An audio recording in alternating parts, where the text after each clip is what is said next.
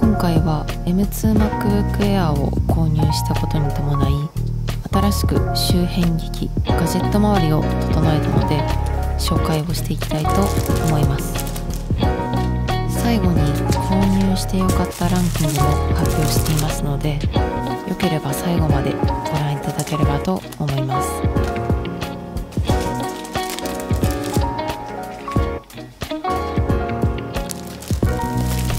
こちらは Amazon で購入したパソコンケース、ボルニューの13インチ対応 PU レザースリーブケースです。購入時価格は1650円。価格も安いので若干不安だったのですが、ネタバレをするとこれが今回一番買ってよかったアクセサリーになります。いい点と惜しい点はこちら。作りはかっちりというより少しペラペラしているので衝撃には弱そうなのと、あと刻印がなければ個人的にはほぼ満点のケースです。安いからといって裁縫が甘いということもありません。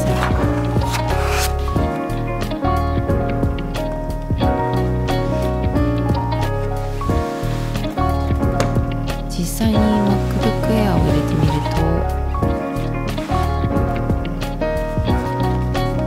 こんな感じ。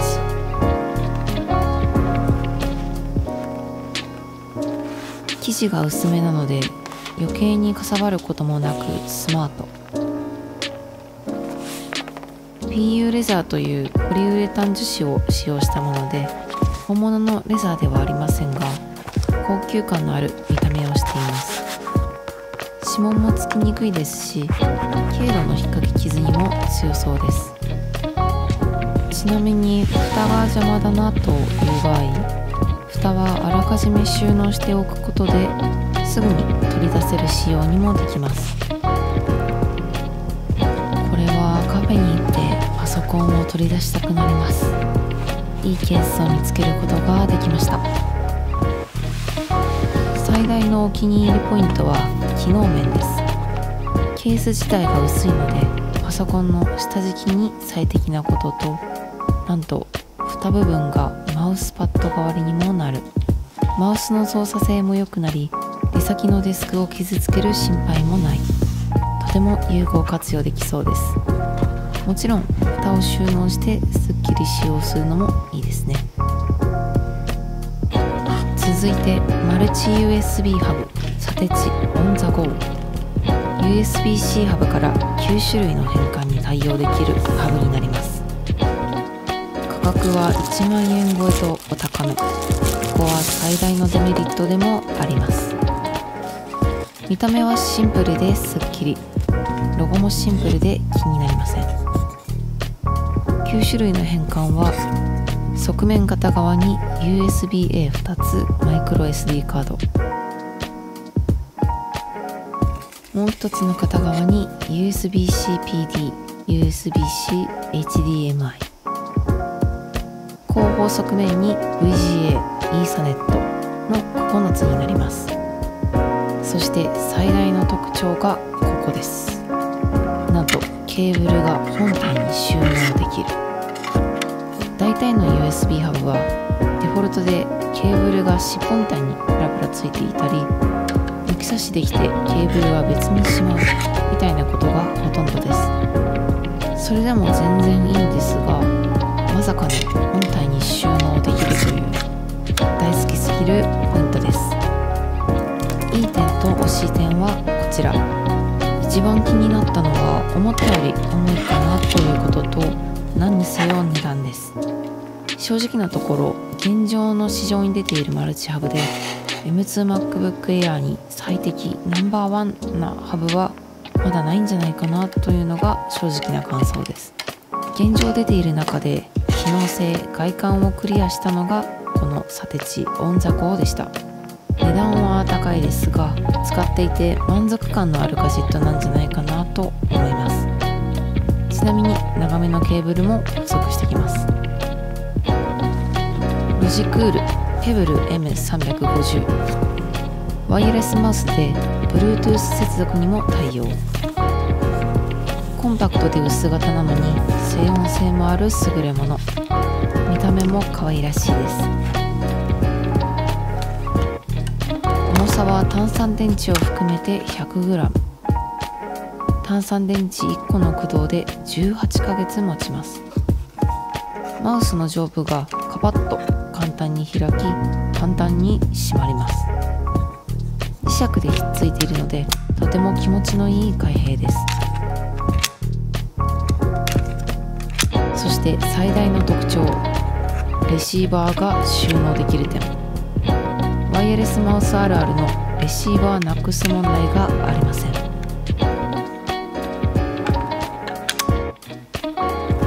静音性はこんな感じ。同じく静音性のあるエレコム EXG と比べるとこんな感じです。いい点と惜しい点はこちら。惜しい点は強いて言うとくらいのものです。お値段3000円しない中でぐっと魅力の詰まったマウス、素敵です。こちらはガジェットポーチ、阿蘇さんのタフトポーチプラス M サイズ。これもすごくお気に入りです。自分の中のガジェットポーチの正解見つけた感あります。サイズは手のひらに収まるサイズ、ぽってりとしていて可愛いです。 iPhone13 Pro と比べるとこんな感じ。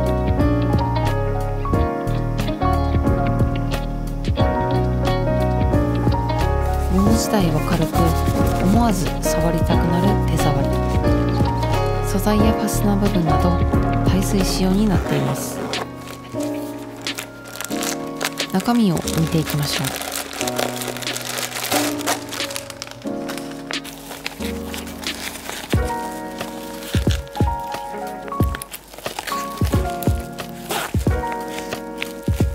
見づらいので裏返してみました。チャックがついたメッシュポケット、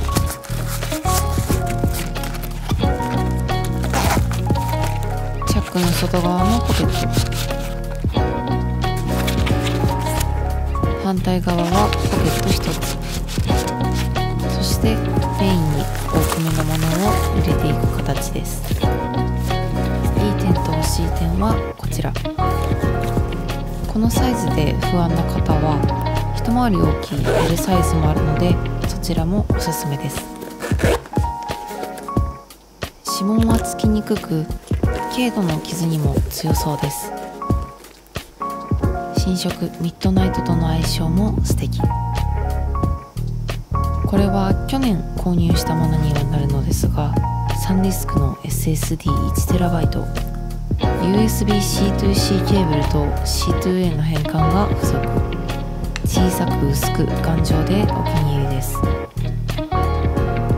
ちなみにサイズ感はこんな感じ。続いて細かなものにはなりますが、エレコム超強力クリーニングクロス。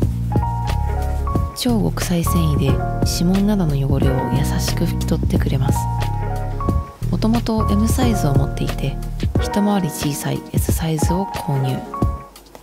M2MacBook Air の新色ミッドナイトは他の色より指紋が目立ちやすいので、ガジェットポーチに入れてこまめに拭ける S サイズを購入しました。とても柔らかな起毛タイプなので、強めに拭いても傷はつきづらそうです。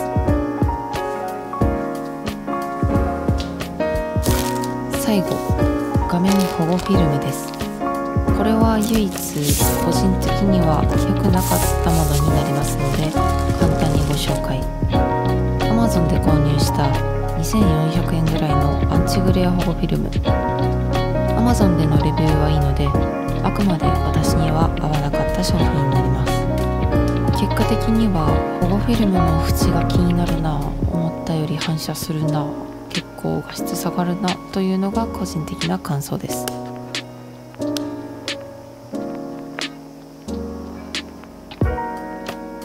購入品を全て紹介し終えたところで、ガジェットポーチにガジェットたちを入れていきたいと思います。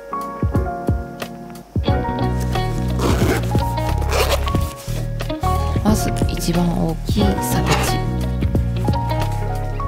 縦にも横にもぴったり入りそうです。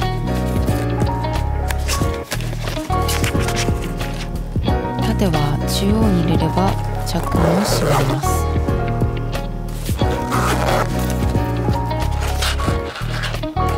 そして横がバチバチのベストサイズ、最高です。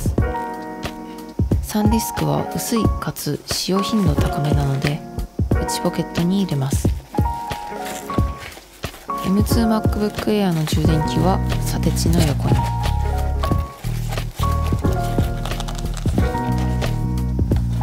ペブルは薄くてスッと入ります。あとは内ポケットにクロスを入れて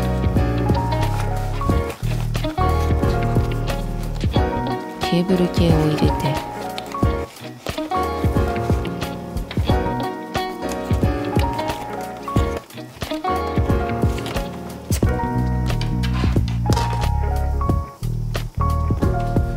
全部収まりました。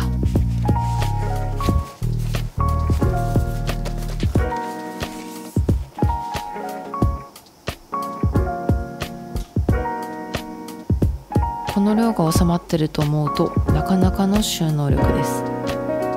自立もしてくれてとてもいい。デザインに無駄がなく機能性もあり耐水仕様、言うことはありません。デスクに置いていても邪魔にならないサイズ感で、むしろ置いているとテンションの上がるガジェットポーチです。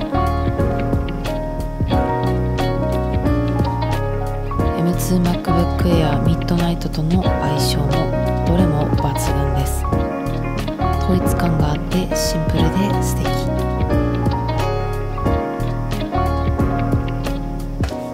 どれも購入してよかったガジェットばかりです。その中でもランキングを発表していきたいと思います。第6位、購入去年だけどサンディスク SSD。 第5位、地味に品質大事、エルコム超強力クリーニングクロス。第4位、コスパは正直良くないが好き、サテチオンザゴー。第3位、コスパ部門第1位、ロジクールペブル M350。第2位、一生このガジェットポーチでいい、アソタフトポーチプラス M サイズ。第1位、正直あまり期待してなかっただけにめっちゃ良かったウォルニューレザー PC ケースでした。いかがでしたでしょうか。もうしばらくはガジェット周りいらないなぁと思えるものが揃って大満足しております。正直コスパの悪いものからいいものまで機能性は満たしている上で、結局は使っていてテンションが上がるものを重視しています。見ていただいた方の少しでも参考になれば幸いです。